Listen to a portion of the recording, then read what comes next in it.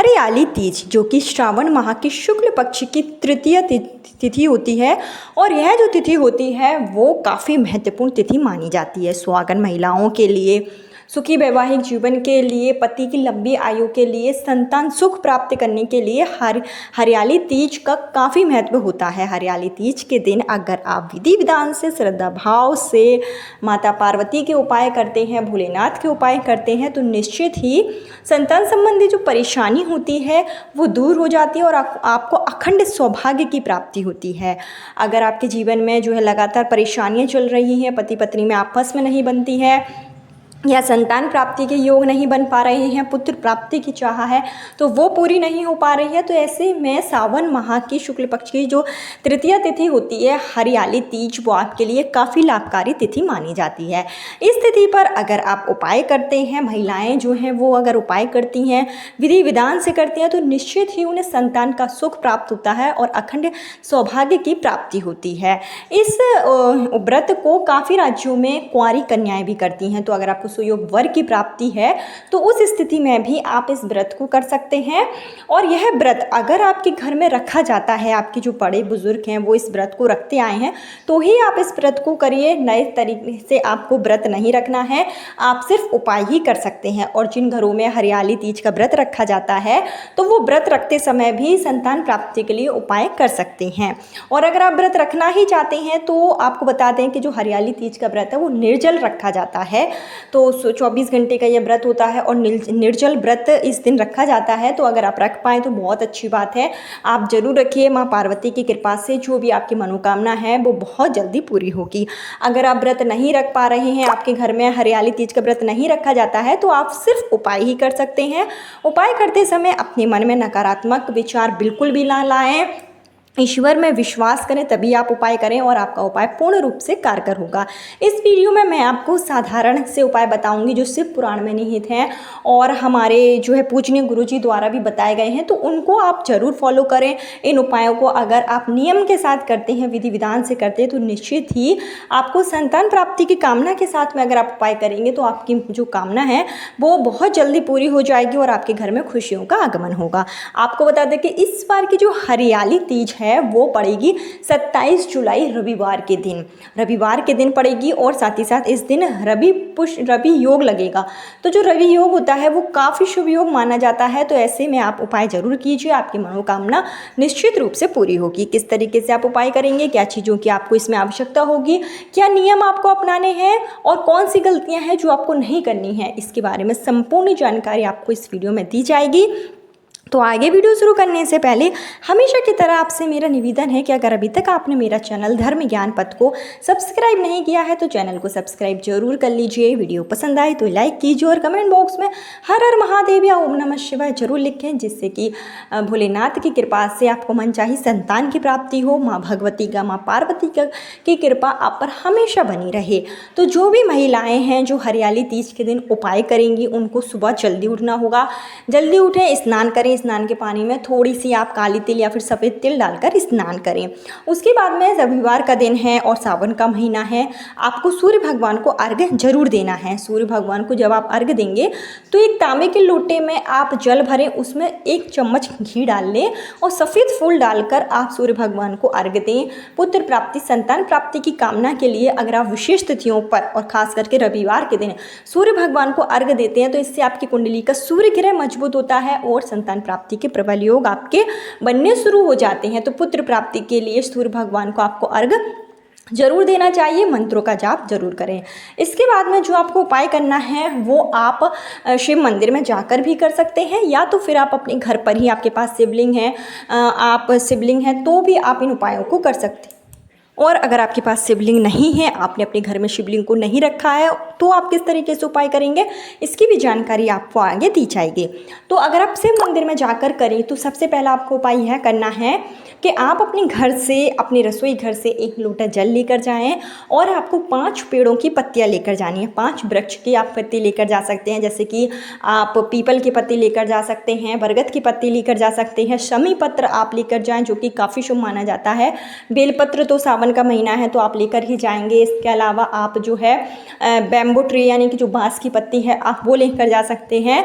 जो भी आपको 5 वृक्ष की पत्तियां मिल जाएं जो शिव भगवान को अति प्रिय हैं तो वो 5 पत्तियां आप जरूर लेकर जाएं। ध्यान रहे तुलसी की पत्ती आपको नहीं लेकर जानी है क्योंकि तुलसी का पत्ता शिव भगवान पर नहीं चढ़ाया जाता है। इसके अलावा आप 5 पेड़ों की पत्तियां लेकर जा सकते हैं।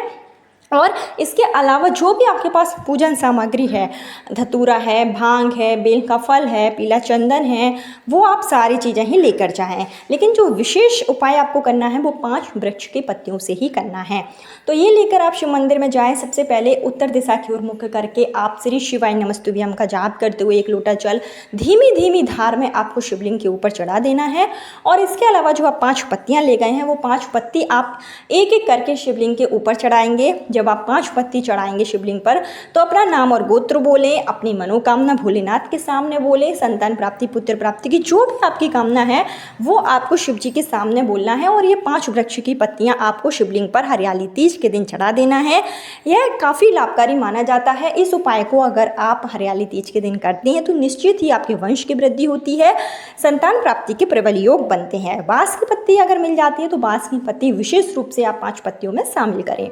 इसके अलावा आप जो है इस दिन माता पार्वती और शिव जी के लिए काफ़ी खास दिन यह माना जाता है। तो आप माँ पार्वती को इस दिन 16 श्रृंगार की चीज़ें भी चढ़ाएं, जैसे आप कुमकुम है, महावर है, बिंदी है, हरी चूड़ियाँ, खास करके ज़्यादा से ज़्यादा हरी चूड़ी का महत्व इसमें विशेष रूप से मान्य रखता है। तो आप हरी चूड़ी जो है माँ पार्वती को इस दिन जरूर चढ़ाएँ। जो भी आप सिंदूर चढ़ाएंगे उसी उंगली से सिंदूर लेकर आपको अपनी मांग में भरना है। इससे अखंड सौभाग्य की प्राप्ति होगी। और इस दिन जो सुहाग आप चढ़ाएंगे, सुहाग का आपको दान भी करना है। अगर आप सुहागन महिलाओं को इस दिन बिंदी दान करते हैं, चूड़ी दान करते हैं तो इससे अखंड सौभाग्य की प्राप्ति होती है और जो आपकी मनोकामना होती है वो भी बहुत जल्दी पूरी हो जाती है। इसके अलावा आप हरियाली तीज के दिन जो है श्री कृष्ण और राधा रानी का पूजन अर्चन भी जरूर करें क्योंकि यही वह दिन होता है जिस दिन श्री कृष्ण ने राधा रानी से मिलने के लिए मणिहारी का रूप धारण किया था। तो ऐसे में आपके घर के आसपास कहीं पर भी अगर राधा रानी और श्री कृष्ण का मंदिर है तो वहाँ पर जाकर भी आप सुहाग की सामग्री अर्पित करें। जो मौसमी फल है वो आप चढ़ाएं। एक देसी घी का दीप वहाँ प्रज्वलित करें। संतान प्राप्ति, पुत्र प्राप्ति की कामना के साथ में यह आपको चीज़ें जरूर चढ़ानी है। ऐसा करना काफ़ी लाभकारी माना जाता है। इसके साथ ही आप माँ पार्वती को तो श्रृंगार की चीज़ें चढ़ाएंगे ही, जो मैंने आपको पत्तियों का उपाय बताया है उसको आप जरूर करें, वो काफ़ी लाभकारी उपाय है। हरियाली तीज के दिन आप अपने घर पे पार्थिव शिवलिंग बनाकर भी पूजन कर सकते हैं। अगर आपने जैसे व्रत रखा है तो व्रत में तो आप पार्थिव शिवलिंग और माता पार्वती और गणेश भगवान की प्रतिमा बनाते ही हैं। और अगर जैसे आपने नहीं भी व्रत रखा है और आप अपने घर पर ही उपाय करना चाहते हैं तो इसके लिए आप गमले की थोड़ी सी मिट्टी ले लें और उससे आप जो है भोलेनाथ को बनाएं। मतलब आपको शिवलिंग बनाना है और थोड़ा ढेरी रूप में आप जो है माँ पार्वती को बना लें, गणेश भगवान को भी आप बनाएं। अगर इस तरीके से आप माँ पार्वती, गणेश भगवान और शिव भगवान की पूजा करते हैं अपने घर पर तो यह काफ़ी लाभकारी माना जाता है। इसके लिए आपको सफ़ेद कलर के फूल आपको शिवलिंग के ऊपर अर्पित करना है और लाल कलर के फूल जो हैं वो माँ पार्वती के ऊपर आप अर्पित करेंगे। और बेलपत्र वगैरह जो भी आपके पास चीज़ें हैं जो आपने पार्थिव शिवलिंग बनाए हैं उनके ऊपर आप अर्पित कर दें। ऐसा करना काफ़ी शुभ माना जाता है। अगर आप हरियाली तीज के दिन अपने घर पर जो है माँ पार्वती को, शिव भगवान को और गणेश भगवान को अपने हाथों से पार्थिव शिवलिंग बनाकर पूजन करते हैं तो ये काफ़ी लाभकारी माना जाता है। इसके साथ ही जो महिलाएं हैं इस दिन उनको श्रृंगार जरूर करना चाहिए। आप इस दिन 16 श्रृंगार करें। हरी चूड़ियाँ इस दिन आप जरूर पहने, ये काफ़ी लाभकारी माना जाता है। इसके अलावा आपके घर के आसपास कहीं पर भी अगर बेलपत्र का वृक्ष है वहाँ पर आप दीप जरूर प्रज्वलित करें। बेलपत्र के वृक्ष के में आप हरी चूड़ियाँ बांध सकते हैं।